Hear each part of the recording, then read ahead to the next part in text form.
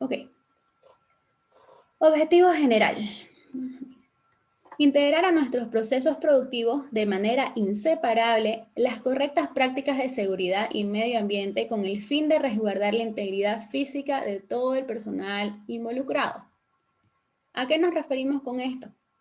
Que es importante que nosotros, al terminar esta materia, en todo el proceso productivo que nosotros desarrollemos y en toda nuestra vida diaria, tengamos ya incorporado, que ya sea parte de nosotros, el actuar con seguridad, el poder identificar los riesgos antes de que los riesgos nos alcancen a nosotros y también de corregir ese riesgo de forma tal que ya no sea un riesgo tan elevado o tal vez eliminar el riesgo.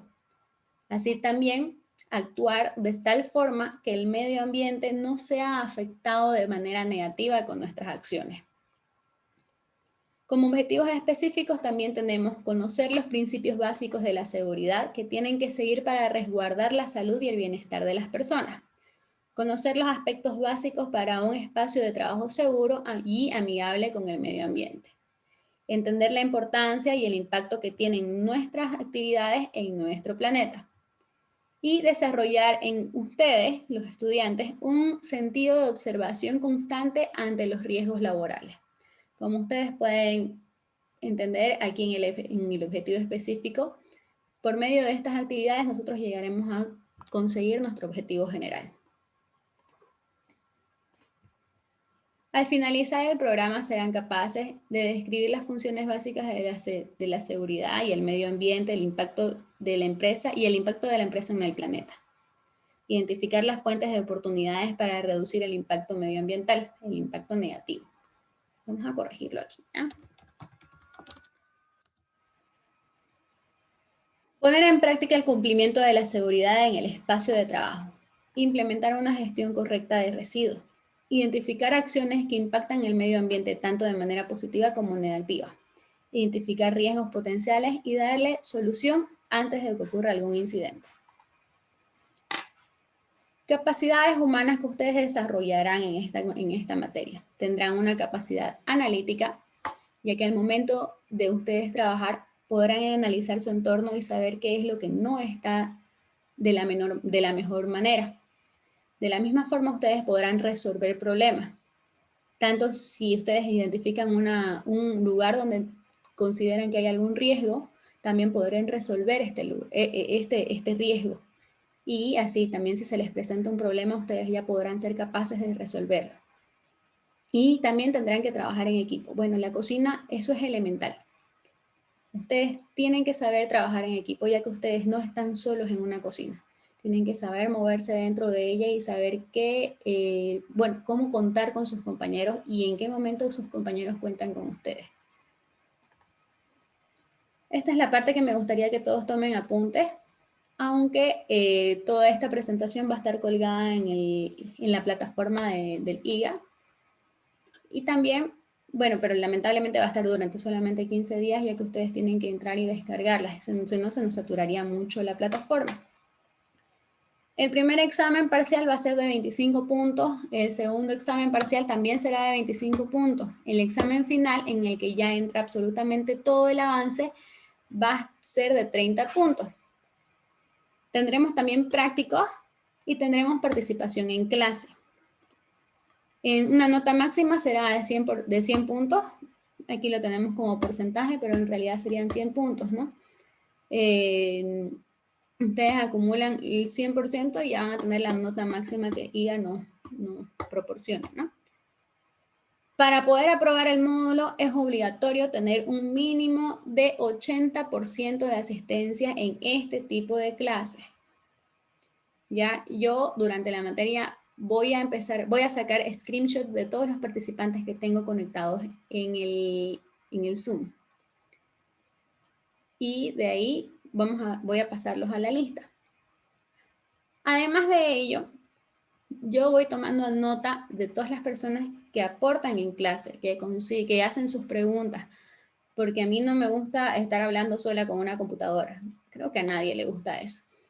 Y me interesa conocerlos de la misma forma que les venía comentando. A mí me gusta saber cómo piensan, me gusta poder ponerle una cara a los nombres que yo veo en la lista que tengo del Zoom y la lista que me brinda la academia. Así que es importante que ustedes participen en clases, ¿ya? Por eso también tienen aquí el 10% por participación. No así por asistencia, por participación, ¿ya? También vamos a tener en la parte práctica algunas actividades que van a ser llevadas a cabo, ya sea en instalaciones de la escuela o también en algún otro lado que sea apropiado para que nosotros no estemos abollados, siempre bajo los protocolos de bioseguridad. En ellos vamos a tener actividades, qué sé yo, tenemos planificado el manejo de extintores, ojalá se pueda llevar a cabo, es una actividad bastante interesante. Tenemos también planificado tener invitados especiales que les puedan dar charlas acerca de temas que son de suma importancia tanto en el medio ambiente como en la seguridad. También me gustaría que se pueda llevar a cabo. Algunos de estos posiblemente se tengan que salir un poco del horario de clase. De todos modos, las charlas siempre van a quedar grabadas para que ustedes puedan acceder en el caso de que si fue fuera de horario de clase, ustedes igual van a poder sentirse parte de la actividad, ¿no? Sí, se va a tomar asistencia y me gustaría que si llegara a darse el caso de que no fuera dentro del horario de clases, ustedes puedan hacer el esfuerzo, ¿no? Trataremos de coordinar horarios y se verá cómo se puede hacer para que todos formemos parte de las actividades. Se tiene planificado también que uno de los exámenes va a ser en las instalaciones de la escuela, así que por favor tengan en cuenta que van a tener que llegar aquí en algún momento. Seguro tengo algunas personas que no viven en Santa Cruz, tal vez viven en Montero o en alguna otra población. Vamos a tener que estar por aquí. Todas nuestras clases van a ser subidas a la plataforma, por eso es que tengo que grabarlas siempre. Por favor, háganme recuerdo, a veces se nos olvida. Y esto es para ustedes, ¿no? Todo esto va a ser para que ustedes puedan acceder a la clase durante 15 días desde la plataforma. Y bueno, más adelante también tenemos aquí la malla curricular. Como se las voy a colgar en la plataforma, no creo que sea necesaria que ahorita nos detengamos a leerla. Son los temas que vamos a tocar. Con todos estos vamos a llegar a los objetivos generales que les acabo de presentar. Y bueno, buen semestre para todos, jóvenes. Va a ser un placer estar aquí con ustedes guiándolos. Ya saben, cuando ustedes necesiten, pueden acudir a mí para poder despejar sus dudas, si ustedes necesitan algún apoyo. Si tienen alguna actividad que les gustaría desarrollar, no duden en comentarla conmigo y ver la forma en la que yo les puedo ayudar. Bienvenidos a la materia y que sea un excelente semestre. Vamos a ver cómo se cambia de diapositiva. ¿Tienen alguna duda de esto, señores, jóvenes, señoritas? No, todo claro, dicen. Ya, a ver, vamos a ver cómo comparto esta otra diapositiva.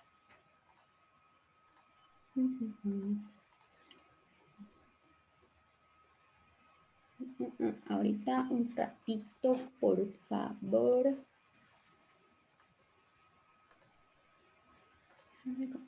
Perfecto, ahora sí. Me avisan si se ve, por favor, la diapositiva. Seguridad y medio ambiente. Sí. Sí. Ya. Y Ok, se ve. perfecto. Se ve. ¿Alguien me puede describir qué pueden ver en estas imágenes, por favor? En la parte de arriba hay una estructura, en la parte de la derecha unas hojas de un plan de reciclaje, parece, y en la parte izquierda inferior está dos vistas del planeta, una al parecer medio destruido y el otro todo bien. Precisamente. Muchísimas gracias, Víctor. Estas imágenes nos reflejan lo que vendría a ser la materia, ¿no? Es un pequeño resumen. Seguridad y medio ambiente. En la parte de arriba tenemos una plataforma con, bueno, el brazo de una persona que está sosteniendo un casco, que en realidad no se nota muy bien. Como sabemos, el casco generalmente representa lo que es la seguridad. Nosotros, gracias a Dios, en la cocina no necesitamos utilizar cascos si es que la cocina está bien diseñada. Por lo general, el casco se utiliza en caso de que haya riesgo de que algo se caiga encima de nosotros, y no creo que sea el caso en la cocina, y qué bien, porque realmente es bastante incómodo. Pero de todos modos es una forma de representar la seguridad. En la parte de abajo, como bien mencionaba nuestro compañero Víctor, tenemos un planeta ideal, azul, verde, café, blanco, que refleja vida, y en el otro que refleja destrucción. Nosotros siempre tenemos que apuntar al lado verde, pero lamentablemente si seguimos en el mal camino que vamos, terminaríamos en un planeta destruido. Que lamentablemente el planeta no se destruiría. Los que se destruirían serían las personas y los animales que viven en ella. Pero el planeta seguirá. Así como los dinosaurios se extinguieron, también nos podemos extinguir nosotros y el planeta va a seguir dando vida a otro tipo de vida, ¿no? Lo que nosotros tenemos que resguardar es nuestra vida incluso, por protección, por la misma sensación de sobrevivencia. Nosotros deberíamos empezar a cuidar más nuestro planeta y tener más conciencia de nuestras acciones. Por esta razón es que lo representamos con el simbolito de reciclaje, que en realidad me gustaría que no todas nuestras actividades sean de manera sostenible para todo el medio ambiente, ¿no? Cosa de que todo lo que tenemos ahora en nuestro planeta puedan ser también disfrutados por nuestros hijos y todas las generaciones futuras. Vamos con algunos conceptos que vamos a utilizar a lo largo de este semestre. Un voluntario, por favor, para leer. Yo, Gracias, Marco. Adelante. ya. Concepto, seguridad, acciones y actividades que permiten que el trabajador labore en condiciones seguras, tanto ambientales como personales, con el fin de conservar la salud y preservar los recursos humanos y materiales. ¿Sigo? Sí, por favor. Salud ocupacional. La OMS, Organización Mundial de la Salud, define la salud ocupacional como una actividad que promueve proteger la salud de las personas activas. Intenta controlar los accidentes y enfermedades causados por el desempeño laboral. Incidentes, sucesos repentinos no deseados que por cuestiones de azar no desencadenar en lesiones o pérdidas de las personas, daños a la propiedad o al medio ambiente. Accidentes, sucesos repentinos que sobrevienen y que produce pérdidas como lesiones, daños materiales y o impacto del medio ambiente. Riesgo, cualquier acto, situación u objeto que pueda dañar la integridad física. Medio ambiente, sistema formado por elementos naturales, el espacio en el que se desarrolla la actividad de los seres vivos y que permite la interacción de los mismos. Muchas gracias, Marco. Bueno, aquí me gustaría hacer énfasis en la palabra incidente y accidente. Son palabras bastante parecidas, incluso en su concepto, ¿no? Cuando hablamos de incidente, estamos hablando de cualquier suceso repentino que pudo haber desencadenado en alguna pérdida, ya tanto sea material como en alguna aflicción que haya sucedido a las personas, algún daño que le haya sucedido a alguien, o que hayan dañado el medio ambiente de alguna forma. Pero por cosas del azar no sucedió. Se cayó el vaso, pero no se quebró, entonces no lastimó a nadie, no hubo alguna pérdida, perfecto. No hizo un hueco en el piso tampoco, entonces todo estuvo perfecto, gracias a Dios, pero, como lo dicen, por cuestiones de azar. Y accidente es cuando ese suceso sí dio lugar a alguna pérdida, sí dio lugar a que alguien se lastime, sí hubo un daño en la infraestructura, sí hubo, o tal vez solamente hubo algún daño en el medio ambiente. Entonces, ahí está la diferencia. Accidente es cuando hubo daño. Incidente es tanto si hubo o no hubo daño. ¿Ya? ¿Lo dejé claro? ¿Tienen Sí. alguna Sí, gracias. duda? Perfecto. Infraestructura adecuada. Un lugar de trabajo, nuestro lugar seguro, es un lugar seguro. No hay nada más feo que que tener que ir a nuestro lugar de trabajo sabiendo que hay algún riesgo que en algún momento nos va a caer encima, ¿no? Por ejemplo, hay lugares donde el piso es resbaloso y nosotros lo sabemos, entonces siempre tratamos de evitarlo, en especial en días lluviosos, porque al pasar por ahí siempre estamos con la inquietud de que nos podemos caer en algún momento y nos vamos a apoyar un buen golpe y a nadie le gusta recibir un buen golpe. Nuestro espacio de trabajo debe brindar condiciones adecuadas para el desarrollo de las actividades. Deben estar equipadas para resguardar la integridad física de las personas que ingresan y deben ser amigables con el medio ambiente. Basándonos en estas premisas, vamos a conocer algunos puntos que hay que tener en cuenta al momento de diseñar nuestro espacio de trabajo, en este caso una cocina. Cuando hablamos de trabajo no es necesario que sea la cocina de un restaurante o algo así, también puede ser que algunos de ustedes sean contratados por una industria. Por ejemplo, en Sofía se tienen personas que son especialistas en alimentación, especialistas en comida, que hacen recetas y van desarrollando productos que puedan ser congelados. Por ejemplo, el pollo congelado de Sofía es diseñado por un especialista, por un chef. Entonces, este tipo de empleos también son muy interesantes y desarrollan mucho nuestras capacidades. Por eso les digo que no solamente nuestro espacio de trabajo puede ser una cocina, sino podemos llegar a las industrias, podemos llegar a los hoteles. El área de trabajo de una persona especialista en gastronomía es inmensa, ¿no? Incluso podemos tener nuestro propio catering. Bueno, como les decía, vamos a ver qué elementos, bueno, a lo largo de las clases, no solamente en esta, vamos a ver qué elementos tienen que estar, cómo deben estar los elementos en nuestro espacio de trabajo. Ahora vamos a ver sobre cañerías y cámaras para desagüe. ¿Ya? Un voluntario para leer aquí. Adelante, Gerson. Cañerías, cámaras para desagües. Para entender la importancia de las cañerías y desagües, es necesario conocer el ciclo del agua. Para eso conoceremos los siguientes procesos: condensación, transpiración, infiltración, evaporación, escorrentía, percolación. Muchísimas gracias, Gerson. Bueno, aquí en la imagen podemos notar que tenemos una especie de recorte en el terreno, donde podemos ver un paisaje bastante completo, donde tenemos montañas, ríos, lagos, océanos, pedazos de tierra, pastos, árboles. Muchos de estos elementos son bastante conocidos por nosotros, como por ejemplo la lluvia, la nieve, pero entre elemento y elemento tenemos algunas palabras que tal vez nos salen de nuestras palabras habituales, ¿no? De nuestro vocabulario habitual. Entre ellos tenemos estos procesos que les comentaba, tal vez algunos de ustedes ya están familiarizados y tienen alguna experiencia con ellos, también en algún momento nos los pueden comentar durante la presentación, no tengan la pena de interrumpir, no se olviden que todos sus compañeros están en el mismo lugar que ustedes y yo estoy aquí para apoyarlos en el desarrollo de su aprendizaje, ¿no? Empecemos. Evaporación. Un voluntario, por favor, para leerlo. Yo, profe.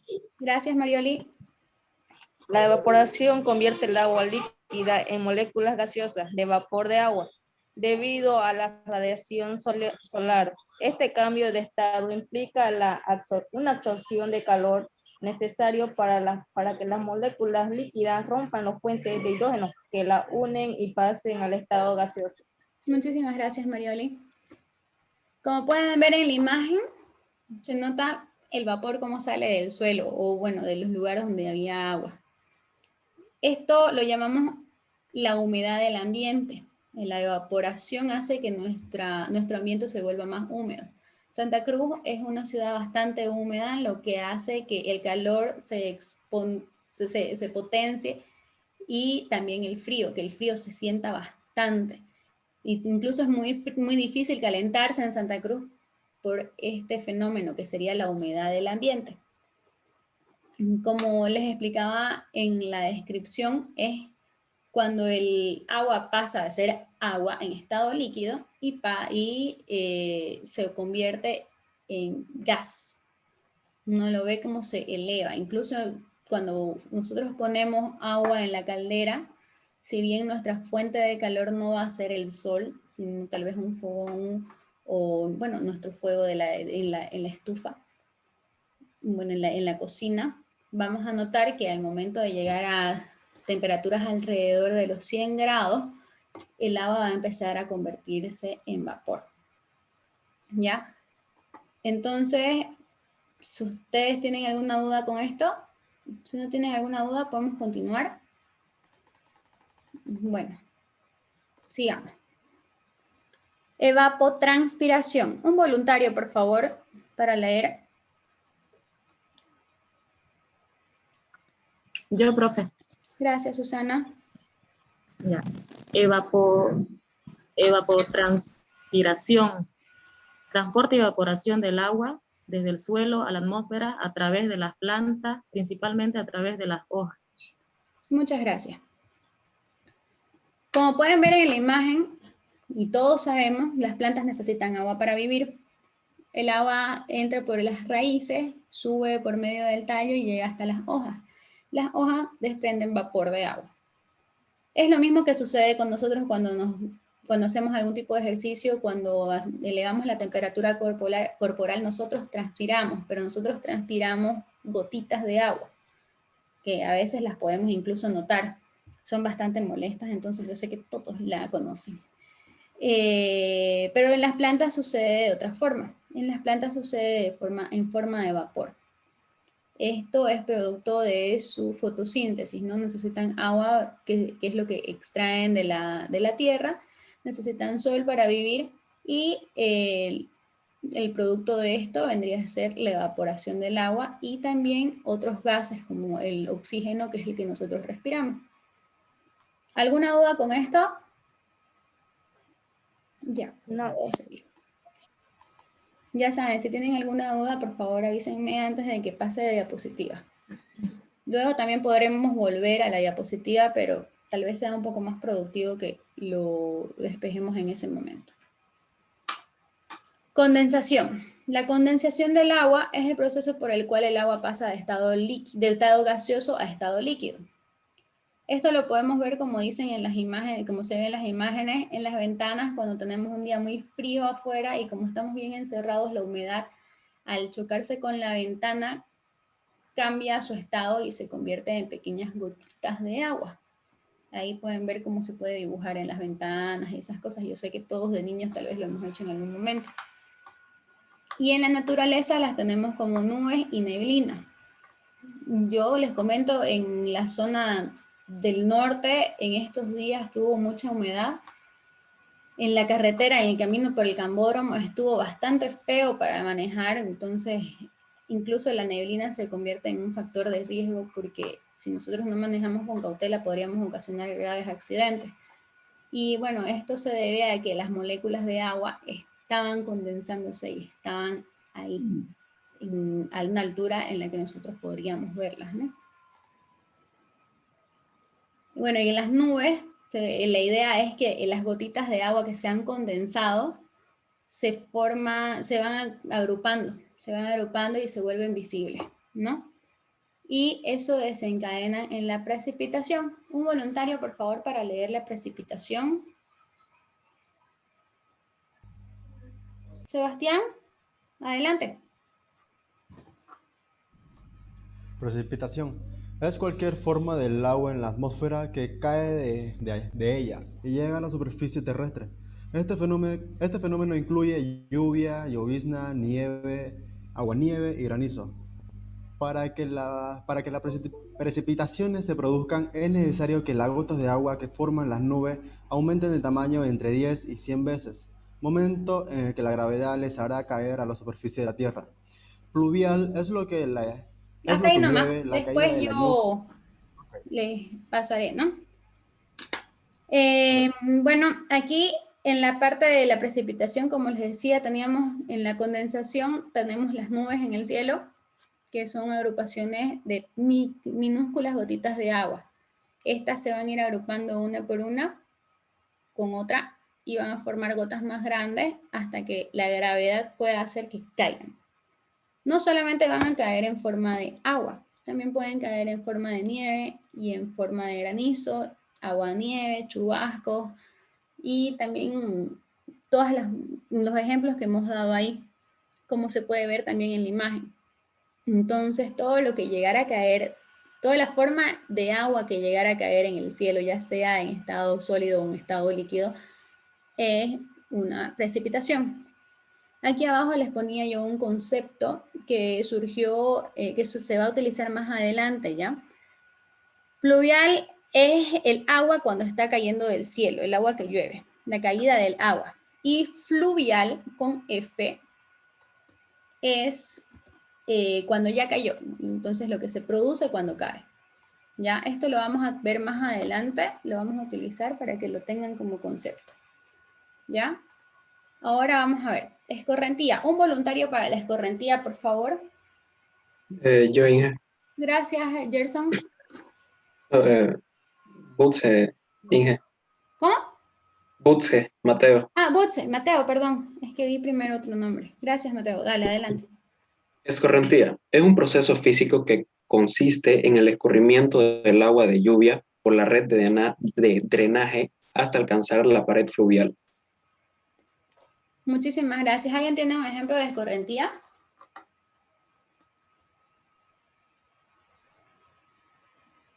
Bueno, yo les voy a dar ejemplos. Aquí, por ejemplo, en la imagen tenemos los ríos. Ya, está sencillo. Pero también tenemos otras formas de escorrentía.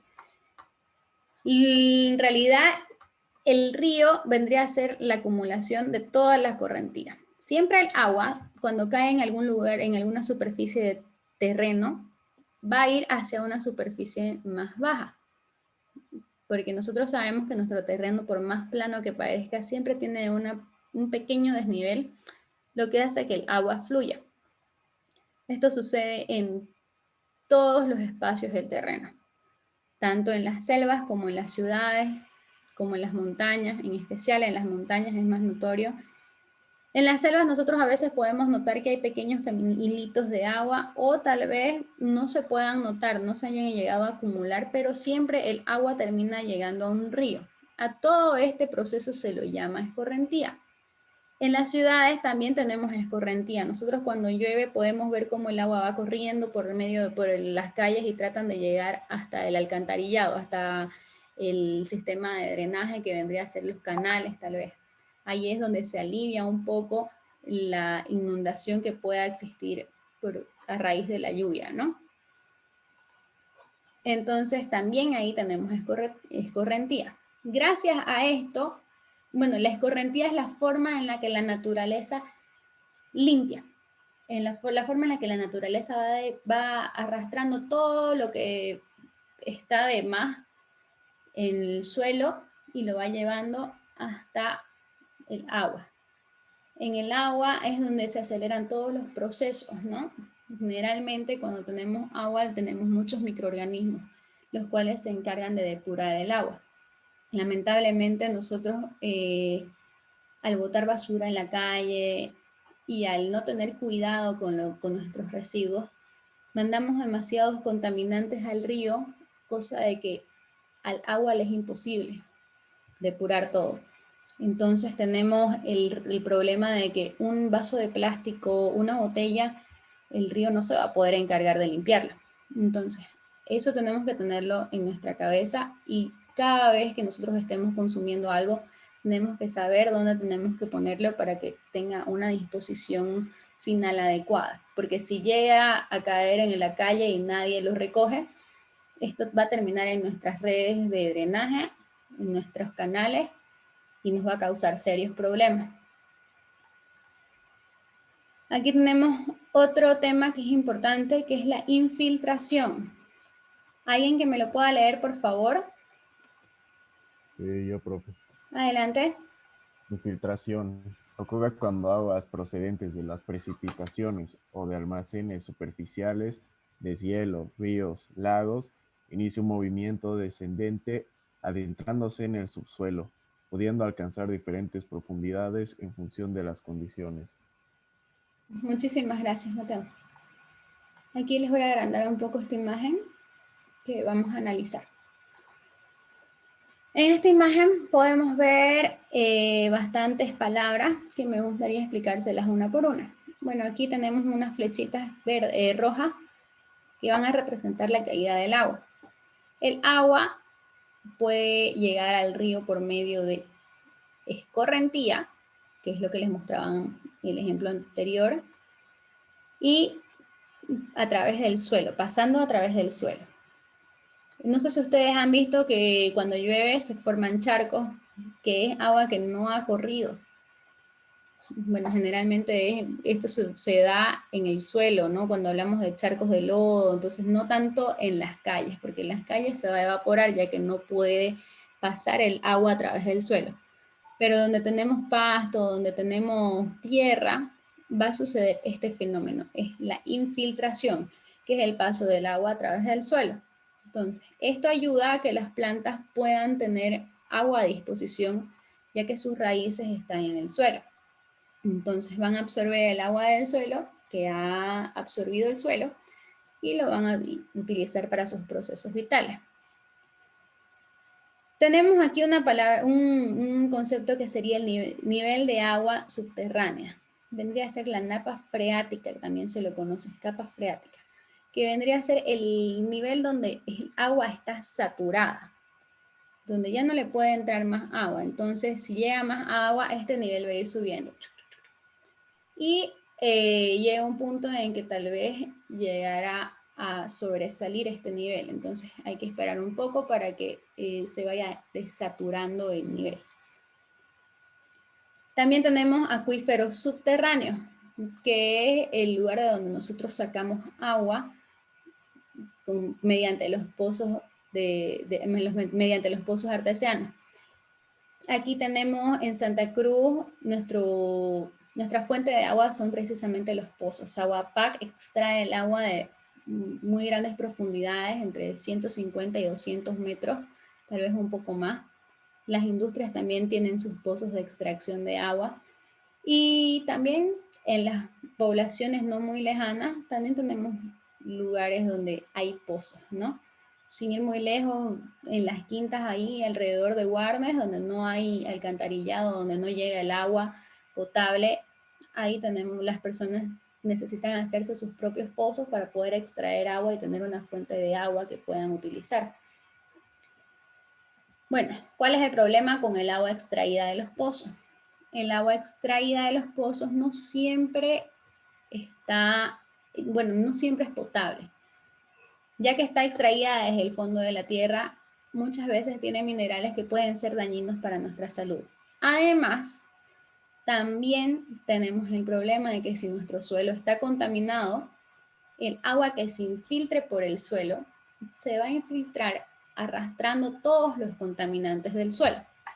De esta forma se va a contaminar nuestro acuífero y nosotros al sacarlo por medio de nuestro pozo nos vamos a tomar agua contaminada. Por eso es importante hacerle un proceso de desinfección. O si ustedes quisieran sacarse esa duda y creen que su agua está bastante potable, pueden hacerle un estudio antes de consumirlo.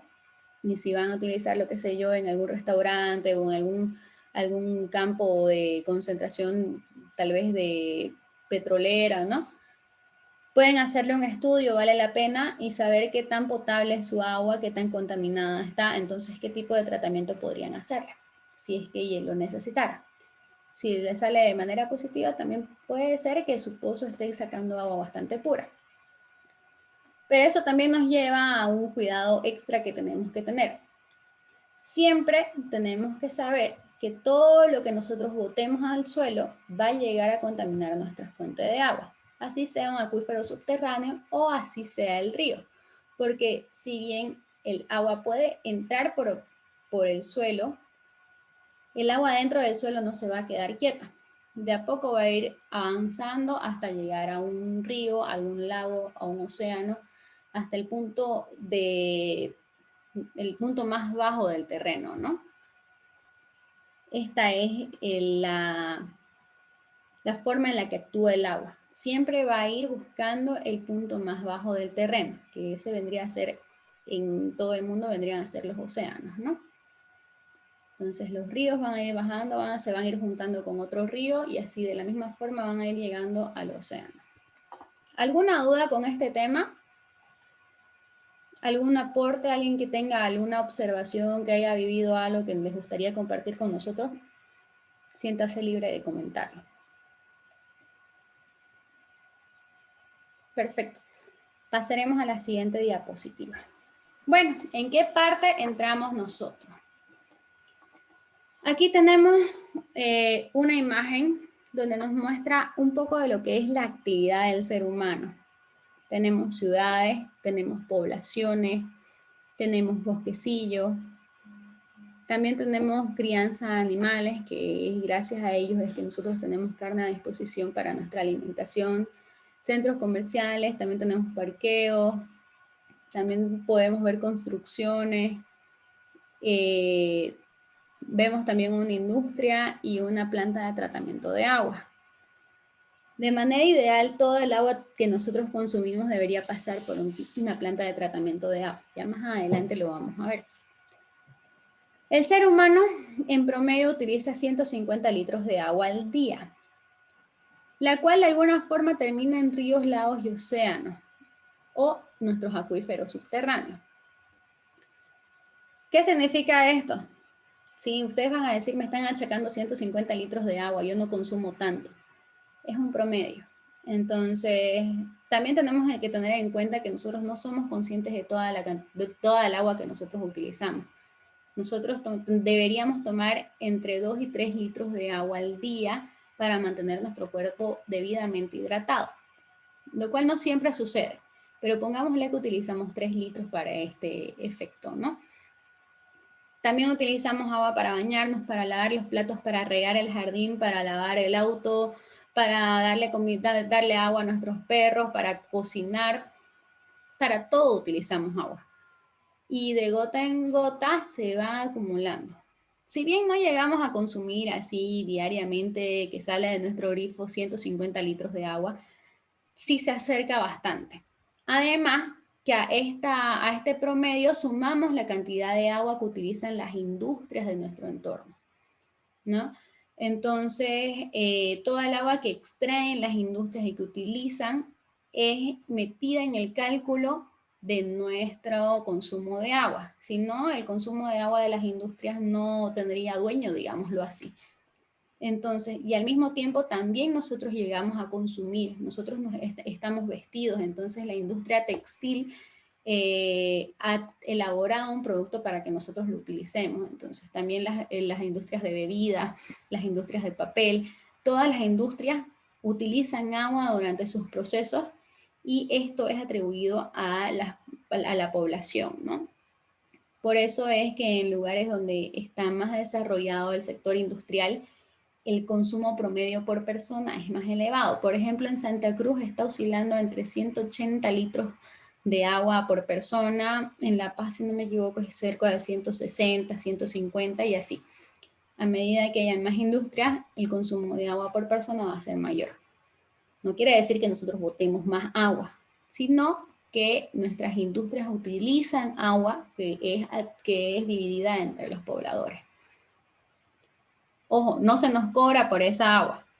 A nosotros solo se nos cobra el agua que sale de nuestro grifo. Ya más adelante también lo vamos a ver. Si el efluente o agua residual no es tratada debidamente, nuestras fuentes de agua serán contaminadas. Es lo que les comentaba más atrás. Si nosotros botamos nuestros contaminantes al suelo o a los ríos o a las calles, a nuestros canales, nuestras fuentes de agua en algún momento se van a contaminar y nos harán bastante daño. Nos pueden ocasionar enfermedades, tanto en la piel como en nuestro interior, ¿ya? Para evitar que esto suceda, se instalan redes de tubería que conducirán el agua hasta su estación de tratamiento de agua, que sería lo ideal, y luego hasta su disposición final. Lamentablemente, no todas las poblaciones del mundo tienen la posibilidad de tener una estación de tratamiento de agua. ya que el mantenimiento y la instalación de estas es bastante cara. Su costo es elevado. No se olviden que tienen que hacer una excavación inmensa en el terreno, tienen que tener equipos, tienen que tener también cómo hacer que funcionen y personal calificado para hacer funcionar esto. No solamente por hacer una laguna quiere decir que esto vaya a purificar el agua. Es más, podemos llegar a traer mayores problemas si es que no los tenemos bien manejados, ¿no? Aquí adelante les voy a mostrar un poco sobre el tratamiento de aguas residuales que Saguapac nos da. Para que conozcan un poco de lo que es el tratamiento de nuestras aguas, a dónde va nuestra agua. Bueno, pueden ver aquí, hay algunos datos como la longitud de las redes de colectores. No sé exactamente de qué año, pero podemos utilizar estos datos. Lo que les quería mostrar es la parte de más adelante, donde podemos ver que hay algunas lagunas. Hay una que dice aquí abajo anaeróbica, facultativa y de maduración. Son 4 lagunas y luego desembocan en el río.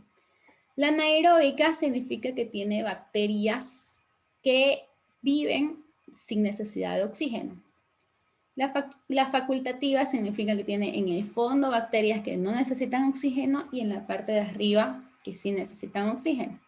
Las de maduración usualmente necesitan oxígeno, por lo cual incluso se les pone bombas para que, como la de los pececitos, donde ingresan burbujitas al interior del agua, cosa de que el agua se va oxigenando y va dándole un ambiente propicio para que las bacterias se desarrollen.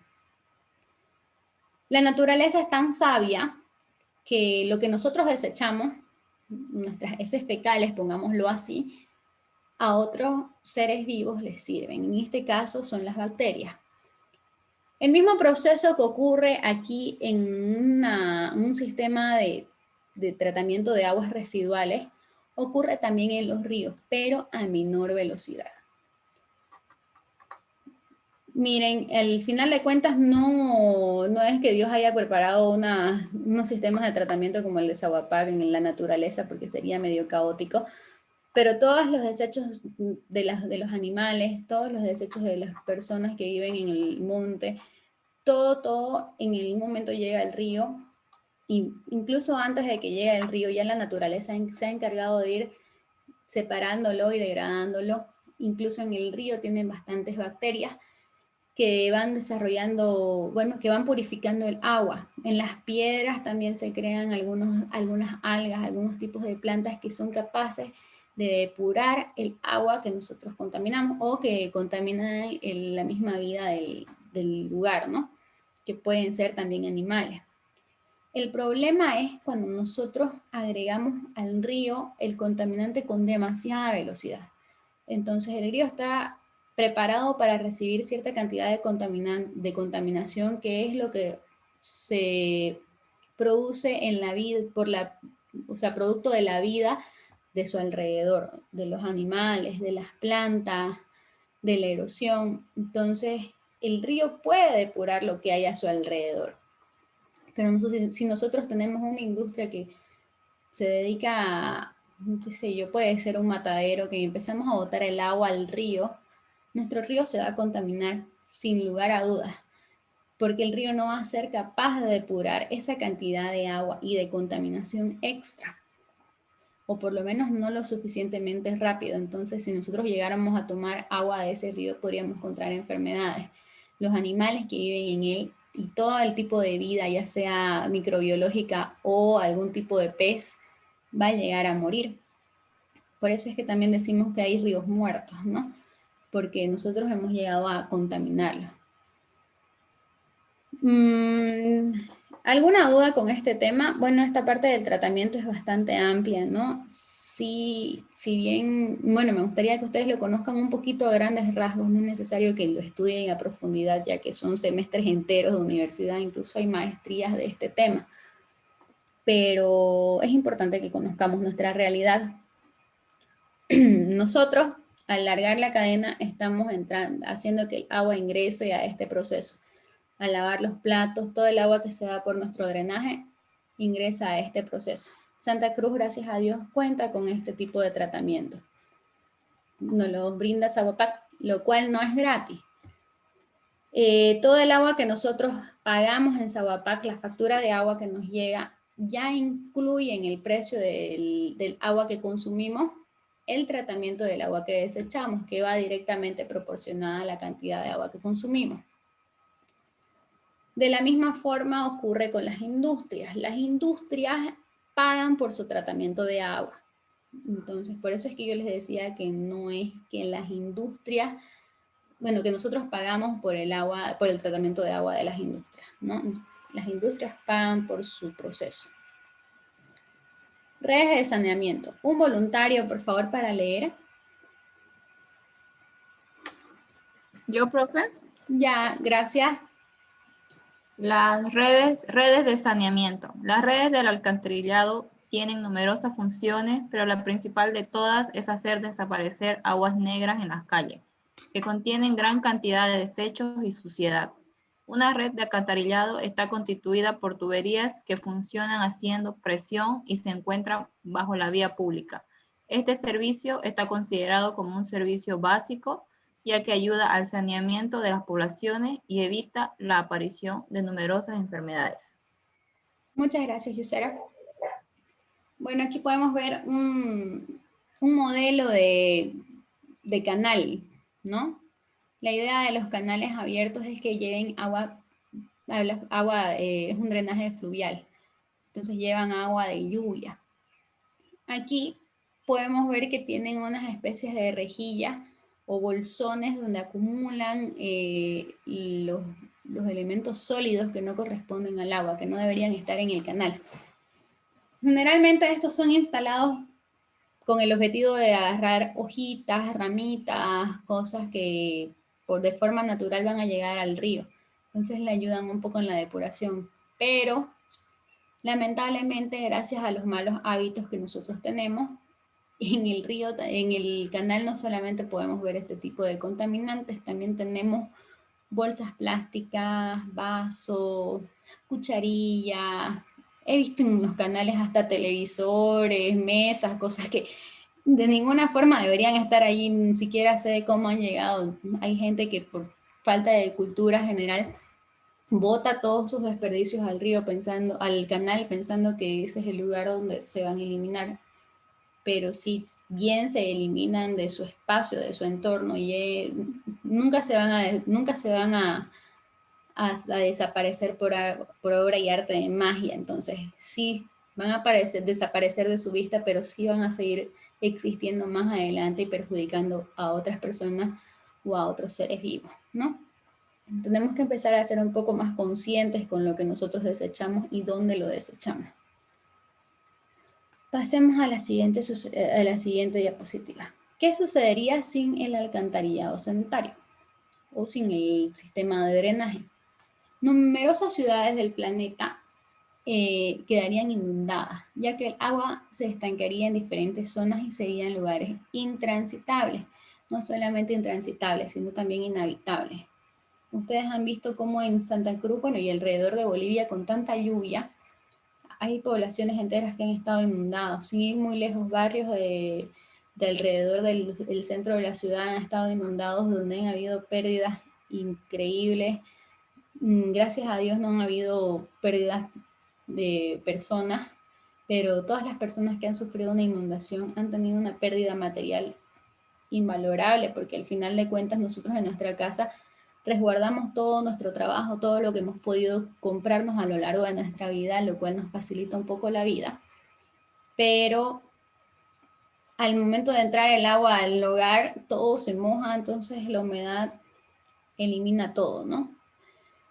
Y el segundo problema de gravedad es que ocurriría en la acumulación de aguas negras y residuos en la ciudad, lo que ocasionaría la proliferación de enfermedades como el cólera. En la antigüedad el cólera fue un problema muy grave y así como en este momento el coronavirus nos está afectando, en su momento el cólera fue una epidemia bastante grande, que no se sabía con exactitud qué era lo que lo ocasionaba. Luego ya de investigaciones en realidad la investigación que antes hacían era prueba y acierte, ¿no? Se dieron cuenta que era el agua. En esa época incluso era más razonable tomar vino que tomar agua, ya que el vino, por el mismo sistema de por el mismo proceso de fermentación que llevaba, ya purificaba el agua que se utilizaba y ya no tenía la bacteria del cólera. Entonces, aquí vemos un ejemplo de lo que sería una enfermedad por consumo de agua contaminada. Uno de muchos. Además de esto, también podemos tener enfermedades de la piel, que son bastante comunes, el desarrollo de hongos, enfermedades respiratorias, enfermedades visuales, tenemos los diferentes tipos de conjuntivitis que vendrían a ser causados por bacterias que se adhieren en el ojo, que empiezan a desarrollarse en el ojo. Pasemos más adelante, tenemos las tipologías de redes de saneamiento. ¿Alguien que me lo pueda leer, por favor? Sí. Tipologías de redes de saneamiento. Redes unitarias. Son aquellas redes formadas por un único conducto para la evacuación de los distintos tipos de aguas residuales domésticas e industriales y aguas pluviales descargadas en la zona. Redes pseudo-separativas. Se encuentran a medio camino entre las redes unitarias y las redes separativas. Son aquellas que tienen conductos separados para aislar las aguas residuales y las de la lluvia en la calle, pero no en los domicilios de particulares y empresas. Redes separativas. Son las redes que cuentan con dos canalizaciones separadas de manera independiente para las aguas residuales domésticas e industriales y para las aguas de lluvia. Redes doblemente separativas. Las redes que se incluyen dentro de esta tipología son aquellas que tienen una red para las aguas residuales domésticas, otra para las aguas residuales comerciales e industriales y otra para las aguas pluviales. Muchísimas gracias. Bueno, aquí vemos los diferentes tipos de redes de alcantarillado, de redes de saneamiento. ¿Cuál se instalan en las ciudades? Depende más que todo por el factor económico, ya que en una red unitaria, la ventaja de esta red es que es mucho más barata de instalar. Por esta red es un solo conducto por donde va tanto el agua de lluvia como el agua que sale de desechos tanto de las casas como de las zonas industriales. Las redes, bueno, y las redes doblemente separativas vendrían a ser unas redes separadas donde va el agua de lluvia por un lado, el agua de las industrias por otro y el agua de las casas por otro. Esto significa que hay tres conductos por donde que tendría un valor más elevado, ya que no es lo mismo comprar un solo sistema de cañerías que tres líneas de cañerías, que al mismo tiempo son bastante extensas, bien largas, ya que estamos hablando que tendría que recoger el agua de toda la ciudad. Si hablamos de Santa Cruz, que es una ciudad que crece horizontalmente, entonces nuestro red de alcantarillado es bastante extenso, ¿no? Las ventajas vendrían a ser, en la parte de las redes unitarias, sería su costo. Pero el costo del tratamiento de este tipo de aguas, del agua que este tipo de redes acumula, es mucho más elevado. Si es que se llega a tratar, porque usualmente las poblaciones que utilizan este tipo de saneamiento lo utilizan solamente para que el agua salga de su territorio. No tienen la capacidad económica para tener un sistema de tratamiento de aguas adecuado. Entonces lo que hacen es que el agua sale de aquí y llega al río, y que el río se encargue. No está bien, pero el tema económico es bastante fuerte en este tema, ¿no? En las redes separativas, que decíamos que son aquellas redes que cuentan con dos canalizaciones separadas de manera independiente para que las aguas residuales domésticas se vayan por un lado y las industriales, las domésticas e industriales por un lado y las de lluvia por otro. Entonces solamente son dos, no tres. Por eso es que son un poco más baratas que las doblemente separativas, y más caras que las unitarias, porque son ya 2. Esto nos permite que todo el agua contaminada se vaya por un lado y todo el agua de lluvia se vaya por otro. El agua de lluvia usualmente no necesita mayores tratamientos, ya que es agua que ha caído del cielo, entonces al evaporarse ya de por sí se ha purificado, ¿no? El problema ya también es cuando, aquí también entramos en otro problema, que es cuando tenemos contaminación aérea, contaminación en el aire. No sé si se acuerdan que en la época de las quemas, de los chequeos, cuando se estaba quemando casi todo el alrededor de Santa Cruz, muchas poblaciones, parte de Brasil, muchos bosques, Paraguay, en realidad una gran parte del Amazonas estuvo incendiándose, y aquí a nuestro alrededor teníamos pequeñas quemas, pequeños chaqueos que gracias a los vientos se salían de control. Entonces nosotros hemos tenido un ambiente bastante saturado de humo. ¿Ustedes creen que el humo se pierde por obra y arte de magia? No sé. No. Gracias a las lluvias, las gotas de agua al caer van atrapando los contaminantes que existen en el aire. Y esto hace que caigan al suelo.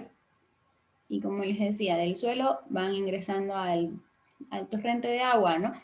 Ya que del suelo van arrastrándose hasta los ríos, se van infiltrando, igual de todos modos van a llegar al río o a nuestras fuentes de agua subterráneas en algún momento. Lo cual la contaminación del aire también hace que se contaminen nuestras aguas. Pero de todas formas el tratamiento de las aguas de lluvia igual viene a ser casi nulo, viene a ser hasta innecesario si hablamos de que se la ha transportado solamente, se ha transportado por un solo lado el agua de lluvia. No se la ha mezclado con aguas residuales domésticas o aguas industriales. Entonces, esto nos ayuda a que el tratamiento del agua sea mucho más barato. Lo mismo sucede en las redes pseudoseparativas. Ya ahí tenemos una cosa de que tienen conductos separados para aislar las aguas residuales y las de las lluvias en la calle, pero no en los domicilios particulares y empresas. Entonces, es decir que si el agua cayó dentro del entorno de mi casa, no se va a separar, o sea, siempre se va a ir por el mismo conducto. Estamos enviando agua que no necesitaría ser tratada a tratamiento, entonces, y al juntarse con agua sucia, entonces ya se contaminaría el agua de lluvia y el tratamiento tendría que ser a toda el agua en general. En cambio, en las redes doblemente separativas, el agua de las casas tienen vamos a hablar del tipo de agua, del tipo de residuos de agua que hay, del tipo de residuos que hay en el agua, dependiendo quién lo produce. En las casas, el tipo de agua, el de contaminante vendría a ser mayormente materia orgánica, que son desechos de nuestro cuerpo. También utilizamos algunos detergentes y ese tipo de cosas, pero es mínima en comparación con los desechos de la vida, del desarrollo humano, ¿no? Entonces tendríamos las heces fecales, lo que sale de los baños. Y en las industrias, dependiendo del tipo de industrias, pero usualmente tenemos mayor carga química. Entonces el tratamiento para el agua contaminada con químicos es uno, y el tratamiento para el agua contaminada con materia biológica es otro. Entonces, si podemos no mezclarlos, como en el caso de las redes doblemente separativas, ya tenemos una ventaja, porque tendríamos que hacer solamente un tipo de tratamiento a esta agua y otro tipo de tratamiento a esta otra. En las redes separativas, el agua sucia, el agua residual de los domicilios se junta con las industriales, entonces tendríamos que hacer ambos tratamientos a todo el agua. Esto elevaría el costo del tratamiento.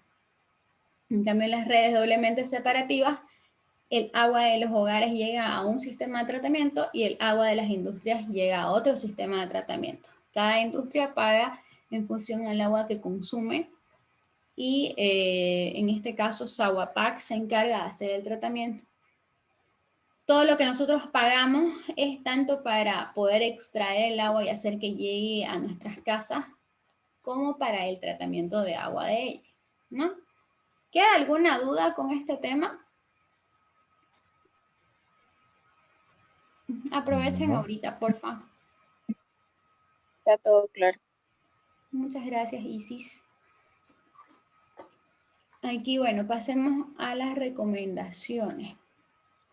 En este tema hay millones de recomendaciones que me gustaría hacerle, pero lo puedo resumir a 4. Ya más adelante igual vamos a estar hablando de otro tipo de... Bueno, en realidad creo que todos los temas de nuestra vida cotidiana desencadenan en cierta forma en el cuidado del medio ambiente. Así que empecemos con no conectar las descargas de agua de lluvia de techumbres a los sistemas domiciliarios de alcantarillado. A esta yo no solamente le añadiría techumbre, sino a cualquier, no hagamos ningún tipo de conexión a tuberías si es que no conocemos hacia dónde van o de dónde proceden esas tuberías. Ya que nosotros, por ejemplo, en Santa Cruz tenemos un sistema de alcantarillado pseudo-separativa, aquí estamos, ¿no? Las doblemente separativas, ahí va.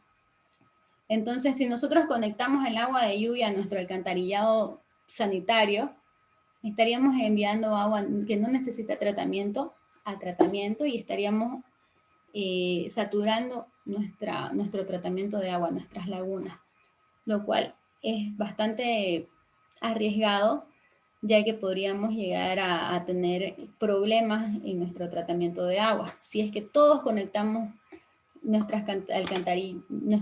drenaje de agua pluvial a las alcantarillas, entonces estaríamos haciendo que nuestro tratamiento nos dure mucho menos, ¿no? E incluso pueda ser menos productivo. Saguapapac siempre trata de que el agua que trata llegue hasta el río con la menor carga de contaminante posible, cosa de que el río pueda terminar de depurarlo. No lo ha llegado a hacer agua potable, pero sí agua que pueda llegar a unirse con el agua del río sin afectar la vida biológica, ¿no? La vida del río. Entonces aquí las conexiones cruzadas tenemos que tener mucho cuidado siempre que vayamos a hacer alguna ampliación, alguna conexión en nuestras viviendas. Es necesario que lo analice primero un experto y que sean realizadas por expertos. A veces nosotros, por ahorrarnos unos quintos, preferimos hacerlos nosotros mismos, pero ahí ponemos en riesgo no solamente nuestras lagunas, sino que también en nuestra casa podemos llegar a tener problemas de humedad, otro tipo de problemas más estructurales que nos pueden salir también un poco caros por no contratar a una persona que nos diga dónde puede ser conectada a una tubería, ¿no? Entonces mi consejo también es que no hagan ese tipo de conexiones y que siempre consulten con un experto. Denuncia a las personas o a las empresas que estén realizando descargas clandestinas en las redes de alcantarillado. No solamente en las redes de alcantarillado, muchas veces hemos visto que sacan su baldecito de agua con el que trapearon, con el que lavaron los trastes a la calle y ¡chum!, lo botaron. Ya saben, todo esto llega a nuestras redes y nuestras redes de alcantarillado. Entonces la contaminación se va elevando. Es importante que nosotros empecemos a estar atentos. A ver, a veces también, bueno, yo me he topado al pasar por un canal que no estaba muy al centro de la ciudad, no estaba en las afueras del cuarto anillo, quinto anillo, y uno pasaba cerca del canal y podía percibir un olor bastante nauseabundo, ¿no? Un olor de descomposición. Entonces a lo lejos yo pude divisar una descarga. Yo estaba con mis compañeros de carrera en ese entonces. Y entonces decidimos investigar un poco sobre eso y era un matadero que estaba descargando y efectivamente no tenía los permisos de descarga. Entonces nosotros al hacer una denuncia y al avisar a la autoridad competente de lo que está sucediendo, entonces la empresa tiene que ponerse en norma. Incluso ya se les aplica cierto tipo de multas, cierto tipo de cosas, se les da un tiempo para que ellos se adecúen a las leyes y que envíen sus aguas al lugar adecuado, ¿no? Tal vez ellos también, por ahorrarse unos pesos, no conectan sus aguas al alcantarillado al alcantarillado de Sahuapac, no quieren pagar por el tratamiento, entonces contaminan el resto de la red, ¿no? Lamentablemente los que sufren ahí son todos los vecinos. Ahí teníamos el problema de los olores, y donde hay olores es porque hay partículas en suspensión que producen esos olores. También en una de las clases anteriores me comentaban que al pasar por el parque industrial, cuando llueve, el agua que sale de algunas industrias es bastante hedionda. Y yo les decía que sí, efectivamente, los mataderos, por ejemplo, que hay en el parque industrial, precisamente es una de las calles más transitadas, de alguna forma no pueden mantener el agua en la zona, en el perímetro del lugar, ¿no? Cuando hay demasiada lluvia, creo que el agua es incontenible. Entonces sí, llega a contaminar el suelo de la zona y llega a ser desagradable para todos, ¿no? Me imagino que algunos de ustedes han podido pasar por ahí y sentir ese olor. Yo la verdad siempre prefiero evitarlo cuando paso por ahí. Otro es mantener limpios los desagües del hogar. Esto nos ayuda a evitar inundaciones para nosotros, ¿no? Y que nuestra agua no acarree consigo el contaminante y todo el material sólido que podamos tener en nuestro alcantarillado.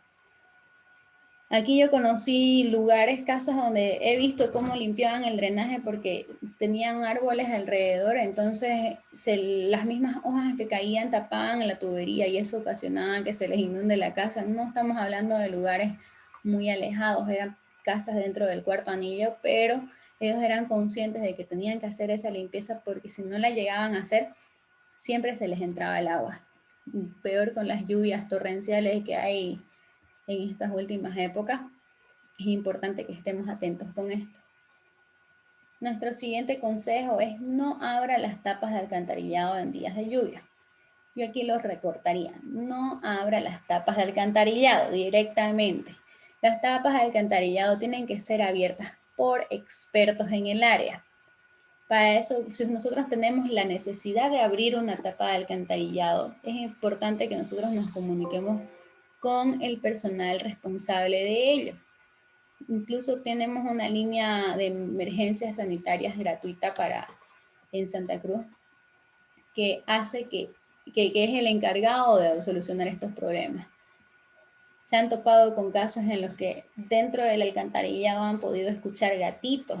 Entonces nosotros con el afán de ayudar podríamos intentar abrir el alcantarillado, pero ponemos en riesgo tanto nuestras vidas como la de los demás. Y al intentar salvar, que se lleva al gatito que está ahí adentro, podemos caer y también no poder salir de ahí. Y ocasionaríamos una pérdida más grande y un nivel de emergencia aún mayor. Por eso es importante que siempre hablemos a un experto en el área para poder, antes de abrir estas tapas. No nos olvidemos que al abrir la tapa también ocasionamos un riesgo a la salud. Dentro de los alcantarillados tenemos el agua que no sabemos de dónde proviene. Entonces se producen también gases que pueden afectarnos y llegar a marearnos, tener pérdida de conciencia allá abajo. Si llegamos a entrar, estaríamos entrando a un espacio confinado, donde la cantidad y la calidad del aire es inferior a la que nosotros estamos acostumbrados, por lo cual tendrían que entrar siempre con oxígeno extra, equipos de protección personal, equipos de detección de niveles de oxígeno y infinidad de cosas que puedan ayudarnos a salir de ahí en caso de que ocurra algún incidente. Entonces, por eso es importante que la apertura de este tipo de tapas sea hecha por expertos. En este caso vendría a ser por Sahuapac, ya que ellos van a tener todas las normas de seguridad que hagan que las personas que están alrededor y que estén trabajando en ello no sufran ninguna consecuencia Y también, mientras esa capa esté abierta o se esté trabajando en ella o cerca de ella, van a delimitar el área para que todos sepamos que no podemos pasar ahí y que se está haciendo algún tipo de trabajo para que nosotros tampoco caigamos en el agujero, ¿no? ¿Alguien tiene algún otro ejemplo o algún otro consejo que les gustaría dar? Un problema que recién ocurrió por acá cerca ha sido que hicieron construir un rompemuelles con la excusa de que supuestamente había muchos niños por ahí, por un parque que había, se hacía la limpieza del canal y todo para que no exista una inundación. Y con una lluvia no tan fuerte se inundó y todo había sido porque al construir ese rompemuelles, como que lograron dirigir el agua hacia la calle en la que yo vivo y era un lugar donde no había inundación. Ahora lo que se tuvo que hacer era exigir que bajen ese rompemuelles o subir nosotros otro, pero sí, este tema de los rompemuelles afecta demasiado el conducto del agua. Sí, precisamente es una forma de canalización. No sé si han visto en algunas de las películas donde los castores construyen barreras y entonces acumulan el agua porque para ellos necesitan espacios donde nadar y para ellos es el lugar perfecto. Pero los rompemuelles en este caso hicieron lo mismo, hicieron una barrera de contención de agua. En algunos lugares donde el agua corre con demasiada velocidad, lo que se hace es poner los ojos de gato, que sí ayudan a que baje la velocidad, pero no eliminan el flujo no molestan en el flujo de agua. Y como vieron, los caminos usualmente ayudan bastante en la escorrentía y en la depuración del agua. Son parte de nuestro sistema de saneamiento. Muchas gracias por el aporte.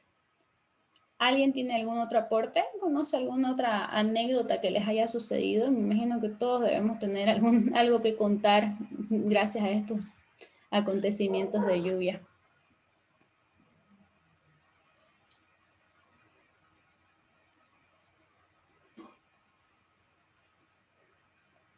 Bueno, sin más que decir, bueno, agradecerles a todos por su participación en clase. Voy a sacarle screenshot, por favor, todavía no se me desconecten. A todos los participantes, ya he ido anotando los nombres de todos los que han ido aportando en clase. Esperen un ratito.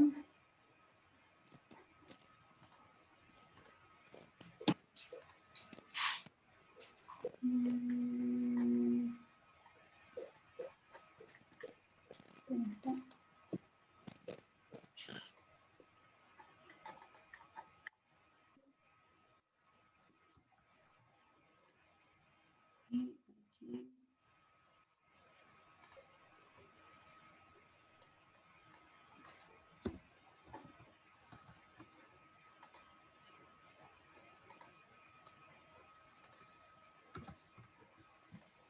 Bueno, volvamos.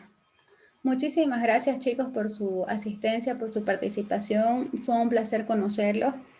Tengan en cuenta que tenemos nosotros el grupo de WhatsApp, donde podemos compartir también información referente al tema. Por favor, no hagamos que en este grupo se hable sobre política, temas religiosos o algunos temas que nos estén afectando, que estén fuera del tema de seguridad y medio ambiente. Se puede hablar de noticias también del momento, por ejemplo, la caída de los chicos de la Universidad de La Paz, porque son temas de seguridad, las barandas. Si ustedes tienen alguna inquietud acerca del tema, también pueden consultar conmigo. Yo podré darles algún aporte, alguna opinión que tal vez les pueda servir. Pero no nos salgamos mucho del contexto de la materia, por favor, ya que al final de cuentas nosotros prestamos atención a los grupos porque son bien dirigidos al tema. Son bien dirigidos a lo que nos interesa. Entonces, si nosotros empezamos a llenar de otros temas el grupo de WhatsApp, vamos a empezar a dejar de prestarle atención. Si ustedes tienen alguna duda, no tengan pena de preguntar, de preguntar también en el grupo de WhatsApp, pueden preguntar en mi privado, no hay problema. Yo les responderé lo antes posible. Lógicamente que si está fuera de un horario razonable, si me escriben tipo 12 de la noche, no les voy a responder en ese momento, pero tal vez al día siguiente sí. Entonces, tratemos de que las consultas sean en un horario razonable, tal vez antes de las 8 de la mañana, antes de las 8 de la noche, después de las 8 de la mañana, entonces durante el día, para que podamos hacer un flujo de conversación bastante razonable, bastante interesante. Sus opiniones a mí me gustan bastante, me retroalimentan. Así que por favor siempre en este tipo de actividades opinemos, compartamos. Si ustedes tienen alguna anécdota que contar, cuéntenla. Siempre a nosotros nos va a ayudar, les va a ayudar a sus compañeros a ejemplificar las cosas, a poner en un lugar todos los conceptos que estamos escuchando, que estamos estudiando. Y así es mucho más difícil de olvidar. Y al momento de aplicar, siempre vamos a recordar dónde sucedió algo que nos pueda dar un lugar para poner nuestros conceptos, ¿no? Para el cerebro es mucho más fácil así. Así que bueno, ¿alguien tiene algo que comentar? ¿Algo que preguntar?